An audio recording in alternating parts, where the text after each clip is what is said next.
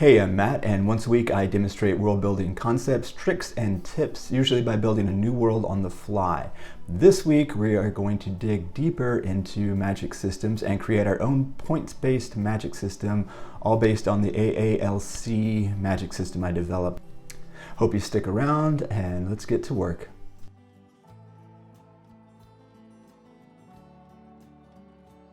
I mentioned in my world building book that there is a hardening of fantasy, which is, it started with the fantasy races to a certain extent, is then you didn't really quite know what an elf was.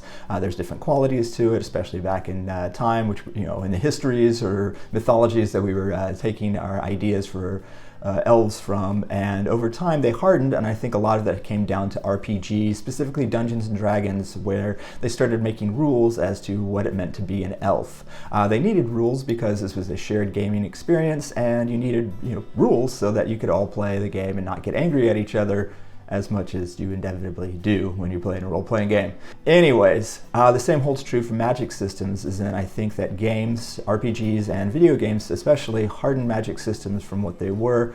Magic being kind of nebulous and wonderful and mysterious, and the older books to much harder and with the expectation that the audience can understand it. Again, we're going by Sanderson's definition of what hard and soft magic is, which is to say how much the audience understands it.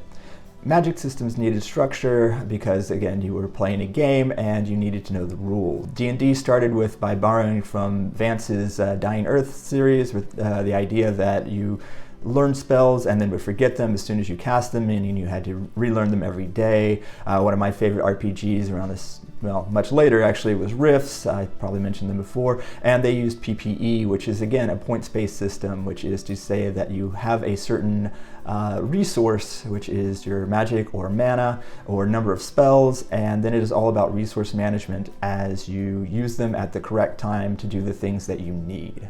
So it makes sense that we're going to borrow from video games and RPGs and the like as we develop our own points-based system, but this is different because it is actually used for stories, for narratives. For games, magic systems are all about balance, about keeping everyone kind of equal so that each class has its own strengths and weaknesses and no one feels overpowered or nerfed.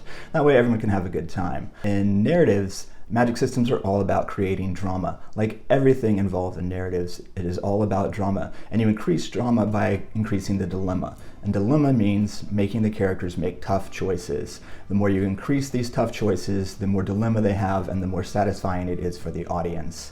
Sophie's Choice is the best example of when you do one thing, you can't have another. It is making a choice between A and B, thinking about them, they're both good choices or they're both bad choices, and then making that hard decision. Point systems are really good about this because they have a finite amount of points the characters can spend, so if they're spending it on one thing, they can't spend it on another. This is all about the resource management, which is in the hardest system and even in the softer system, where the characters have to make choices based on how much energy they have, even if the energy isn't spelled out overtly. And because it's used narratively, we have two really big distinctions. Even though points is the next stage in the AALC, which is appearance, abilities, limitations, and cost. Ability is the second, yet abilities/point systems can be either smack dab in the middle in the terms of hardness, or the hardest one there is, right at the end. We'll get to that and how that's used in just a little bit, but for the most part, it's often used right there in the middle, which is why we're looking at it second in our process. First reminder before we get into actually building a points-based system is that all magic systems are arbitrary. I know that sounds silly, but it's something to really keep in mind. I was on Reddit yesterday and someone was asking what's the most powerful magic system, and you're like, well, any magic system can do anything since they're made up. Any of them can destroy the world or universe or whatever, yeah, any of them. But since we're making a system here, we're looking at consistency. As you probably remember, consistency is one of the 4 C's of world building. Hopefully something's up, so if you want to review what the 4 C's are. And consistency means that the same thing happens over and over again. Duh.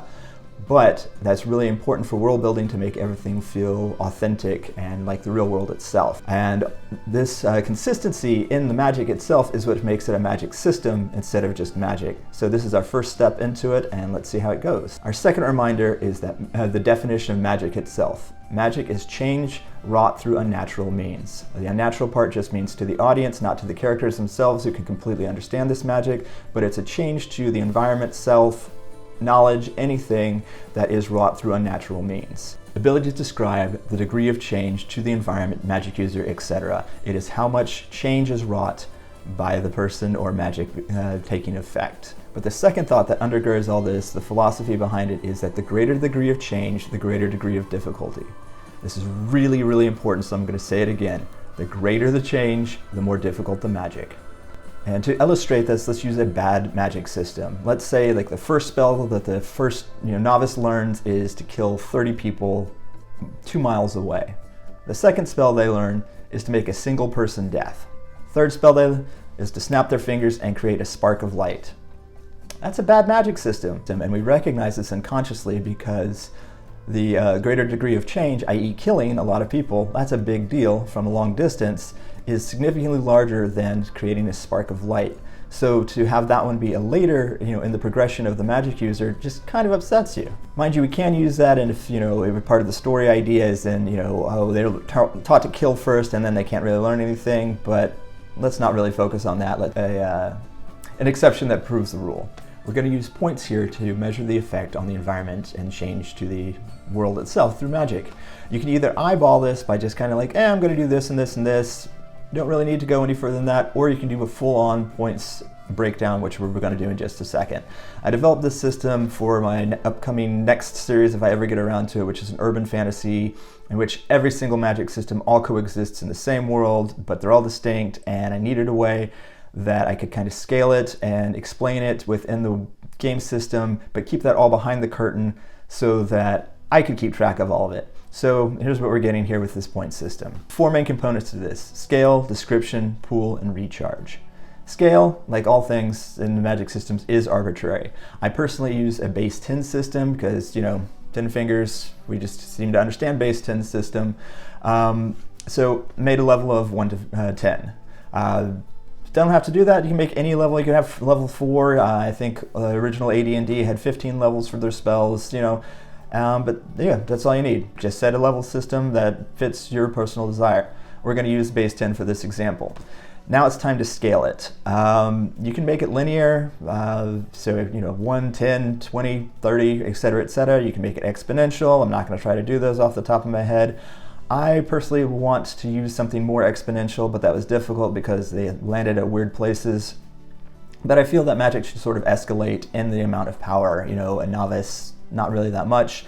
You can make it linear, but for me, I used a modified Fibonacci. I'm sure you remember those from 9th grade math. 1 plus 1 equals 2, 1 plus 2 is 3, 2 plus 3 is 5, 8, 11, nope, 13. Anyways, Fibonacci. I took that, kind of rounded them off, and used my own personal Fibonacci sequence, which is probably here, I'm guessing.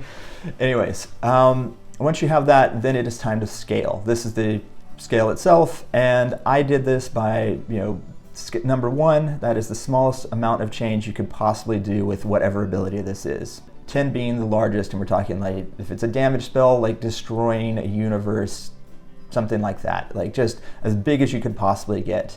Then using my little Fibonacci, I try to scale accordingly. So 1 might be cause irritation, as we'll see in a second, might be irritation to the skin, while 2 is the break the skin, that kind of thing, as we increase. Again, you can just eyeball it, kind of make stuff up, put it in where if it feels right. Feel free to change it as you go along. Description is what the magic does, and this is the core component of the abilities itself. The qualities of description we're going to take from RPGs because they really have laid the groundwork for us, so it'd be dumb not to use it.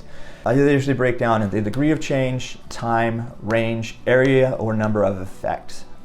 And hopefully there's a chart up right now. If you look at it, it's kind of a grid pattern, 10 levels, with the points ranging from 0 to 100, and then change damage, time, range, and effect. Since we spend most of the game trying to hurt each other, we're going to use damage as a first example because that's part of the human condition, I guess. And as you see, it's scaled, from the amount of change, from irritation, breaking the skin, it increases to drastic harm, incapacitate, death, the effect of an airplane bomb. That's just how to destruction, nuclear, these are things that I came up with. This is my own personal scale that I thought worked. Fill in your own. You could actually put in 1d4, 1d6, scale it that way if you wanted.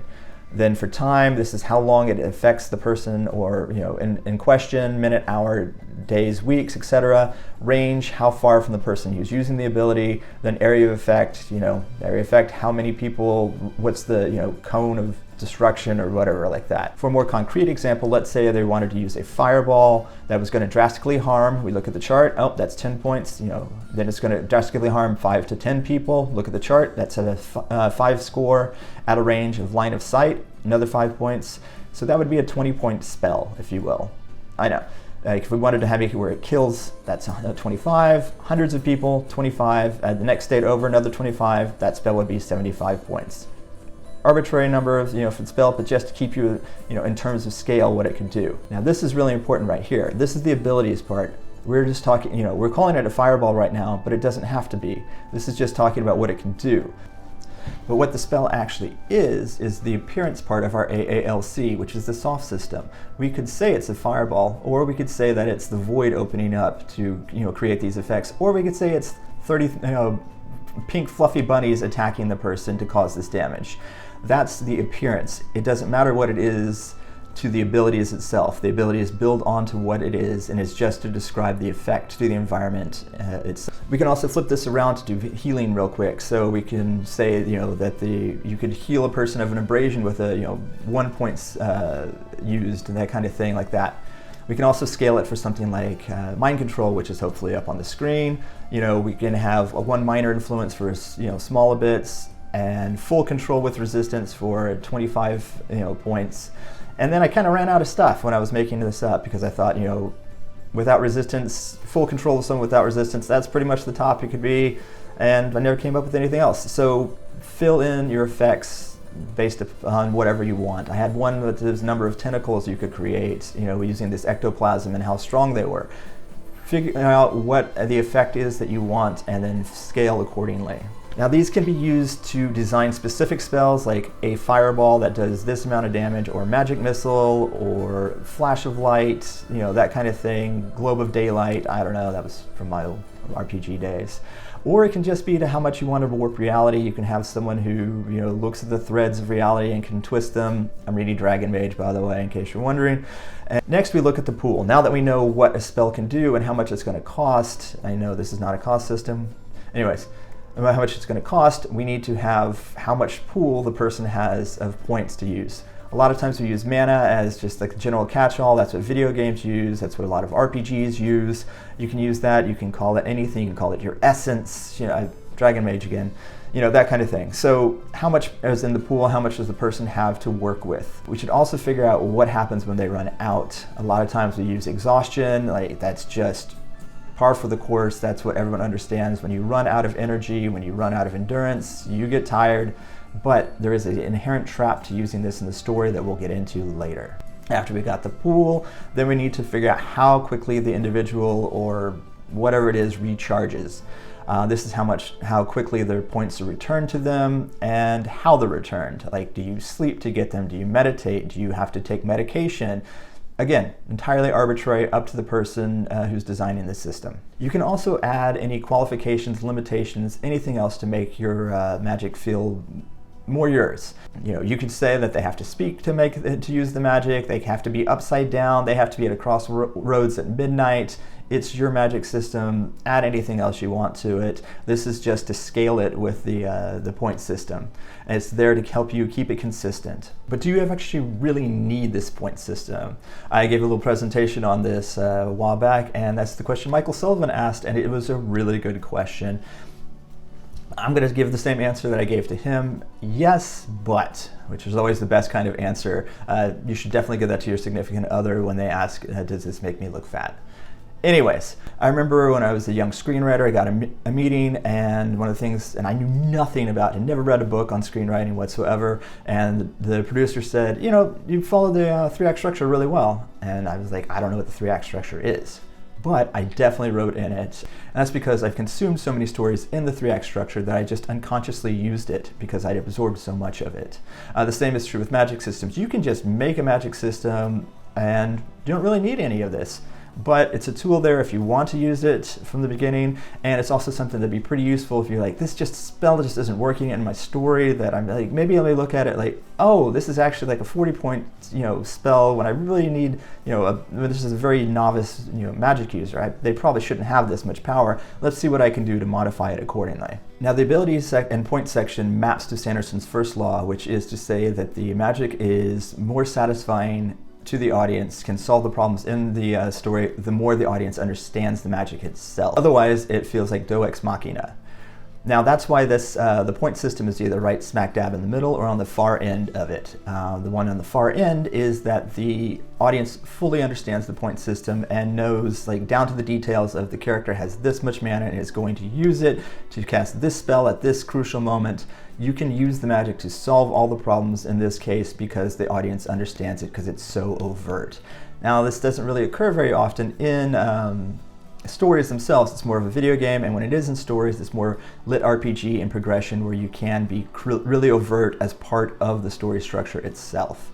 At this point, it is more resource management. It is the character cleverly, using their powers because they've set aside this much or have done something to gain this much power at the end at a crucial moment, so they can use that power to fix the problems of the plot without the audience getting upset because the audience understands it.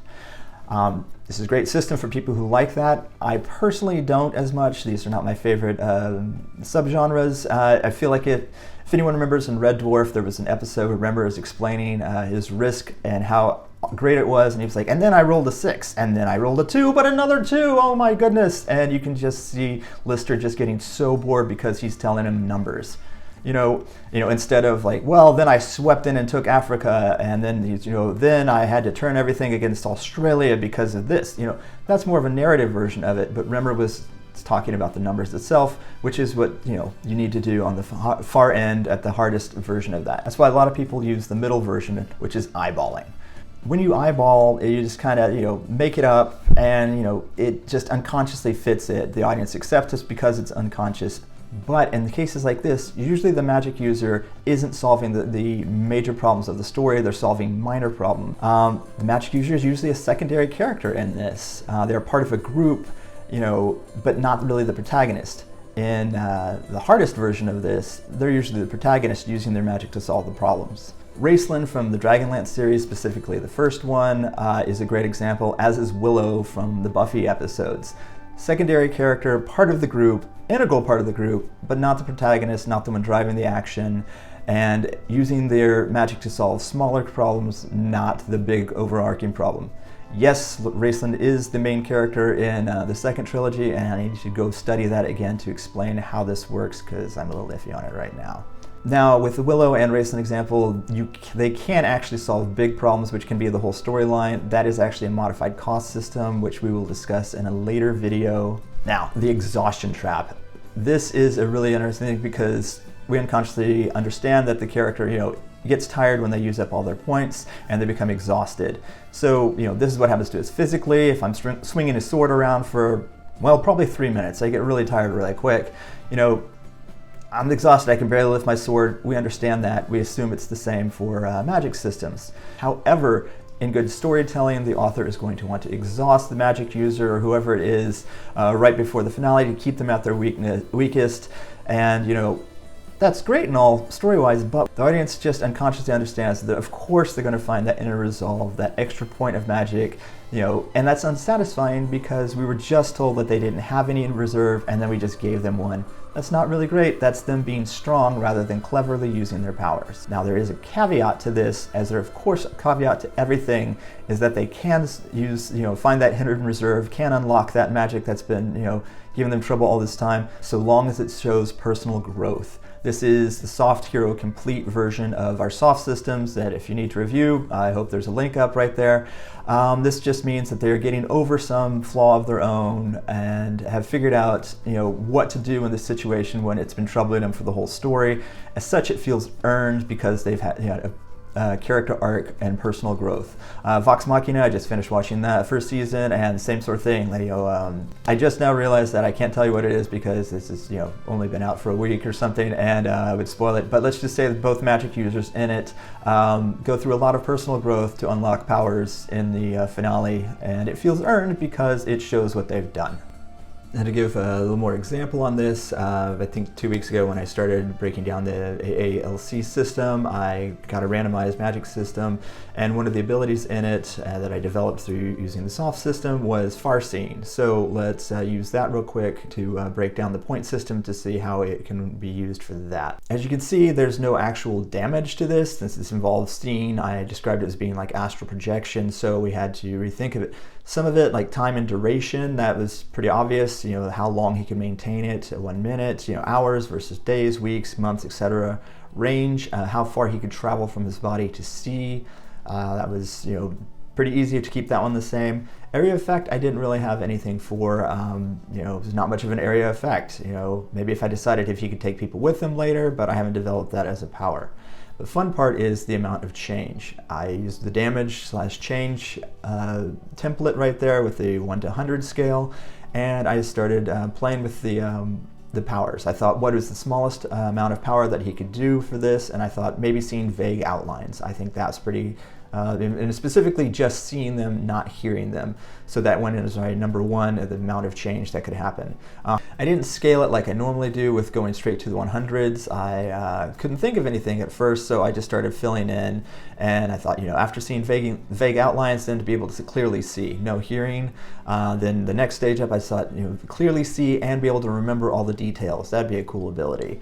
And then I went, well, what's the step up from that? Then I had visuals able to see in HD, keeping the things that came before, and then just adding to them, being able to hear vaguely, then able to hear clearly, then able to get a full senses in smell and stop, and taste. I don't know if he's licking things in his astral form, but then he can do that vaguely and get a sense of it, and then finally clearly. And then I thought it would be really, really cool for the astral projection if once you're way up into the really powerful abilities to vaguely affect the world around you. I'm defining that as kind of like a poltergeist, or maybe to have your full strength as a person, and then the biggest one to affect the world around him, and with additional strength to be a ghost, a superpowered ghost at a distance. Pretty cool. So that's what you kind of think. So if I wanted to have him to be able to hear clearly, see HD, for an hour, and be able to do it a mile from him, that would be 10 points for being a mile. For an hour would be 3 points, and HD plus hearing clearly would be 15 points. So that's 33 points. So now I need to decide what kind of scale he has, how many points in his pool. I'm going to say for this that he has, when he starts off, he has 10 points that he can use. So, he can see things for, with HD and memory for maybe a minute, very, very close. Maybe in the next room he can go astral project there, or he can project further, but he gets vaguer and vaguer. You can see how that kind of is pretty cool for the story when it keeps it balanced. Point systems are really good about this because they have a finite amount of points the characters can spend, so if they're spending it on one thing, they can't spend it on another. This is all about the resource management, which is in the hardest system and even in the softer system, where the characters have to make choice based on how much energy they have, even if the energy isn't spelled out overtly.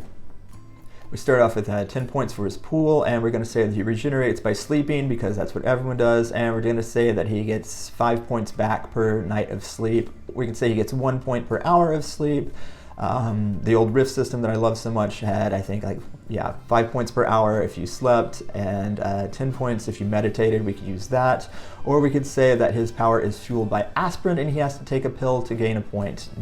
Again, arbitrary, whatever we decide how he regenerates and how quickly.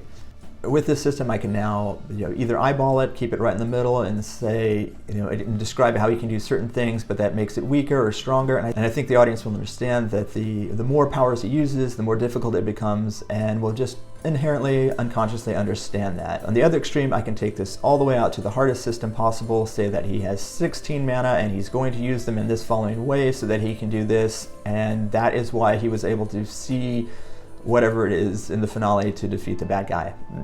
Obviously the far seeing is probably not as useful, but you get it. So there you go, point system, all based on abilities and building on the soft system of appearance. Once you know what the appearance is, then you can start building the system underneath it to maintain the consistency of the world itself. Hope you enjoyed that, and I hope you can use it to build some better worlds.